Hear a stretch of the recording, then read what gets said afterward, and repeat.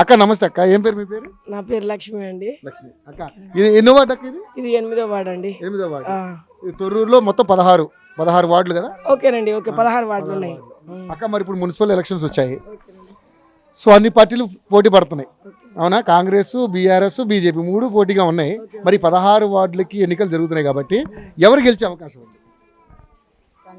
ఇక కాంగ్రెసే అనుకుంటున్నాం.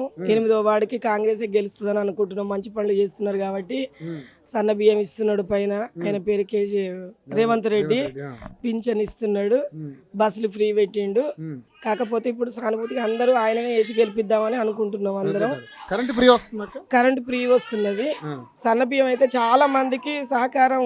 అన్నదానం అంటే అదే, మనం పొద్దుటికి 3 సార్లు తినేటోళ్ళు, కష్టపడేటోళ్ళు కాబట్టి సన్న బియ్యం రేవంత్ రెడ్డి చాలా మంచివాడు. ఈ విషయానికి వస్తే మంచిగా ఇస్తున్నాడు. లేడీస్ కూడా బస్సులు ఫ్రీ పెట్టిండు.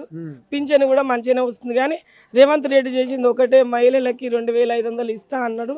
అదే ఒకటి మనకి అమలు కాలేదు. అదొకటి హ్యాపీ, చాలా హ్యాపీ లేడీస్ కి అంతా. రాబోయే కాలాలన్నా కూడా ఎన్ని సంవత్సరాలైనా కూడా రేవంత్ రెడ్డి గెలిచే అవకాశం ఉంటది.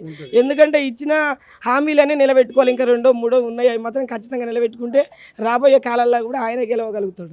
మీ 8వ వార్డులో కేతిరెడ్డి సుమలత పేరు, సుమలత గారు, కేతిరెడ్డి సుమలత గారు నిలబడ్డారు కాంగ్రెస్ పార్టీ నుంచి. మరి ఆవిడ గెలుస్తారా, లేకపోతే బీఆర్ఎస్ గెలుస్తుందా, లేకపోతే ఎవరు గెలుస్తారు ఇక్కడ? సుమంత రెడ్డి మాత్రం పక్కా మెజార్టీ తోటి గెలవగలుగుతుంది. పక్కా కాంగ్రెస్ పార్టీ పక్కా. మరి ఉన్న 16లో ఎన్ని రావచ్చు అక్క కాంగ్రెస్ పార్టీకి? వస్తాయి. ఇక ఎవరు వార్డును బట్టి వాళ్ళని మెజార్టీని బట్టి గెలిపించుకునే అవకాశం మాత్రం కాంగ్రెస్ కే ఉన్నది. ఫుల్ సపోర్ట్ ఉన్నది. ఓకే, సో పథకాలన్నీ బాగానే ఉంటున్నాయి. మీకు ఏం సమస్యలు ఉన్నాయి ఇక్కడ?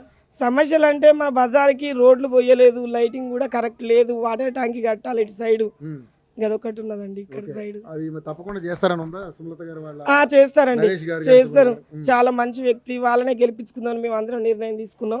తప్పకుండా ఆయన గెలుస్తాడు. మాకు ఇచ్చిన హామీలు కూడా చెయ్యాలి వాళ్ళు కూడా. మాకు మరి మీ ఎమ్మెల్యే పనితీరు ఎలా ఉంది ఇక్కడ? బాగానే ఉన్నదండి. వాళ్ళు కూడా మంచిగా చేస్తున్నారు, చాలా మంచివారు, మంచిగా చేస్తున్నారండి. వాళ్ళు కూడా ఇంటింటికి వచ్చి పలకరియడం చేయడం మర్యాద చాలా మంచిగా ఉన్నది. గెలవగలుగుతారు వాళ్ళు కూడా. పనులు కూడా మంచిగా చేస్తున్నారు వాళ్ళు. ఈ ప్రభుత్వంతో సంతోషంగా ఉన్నారా మీరు? చాలా హ్యాపీ, చాలా హ్యాపీ. తిరుగుతున్నారా బస్సులలో? తిరుగుతున్నాం. Right, thank you so much.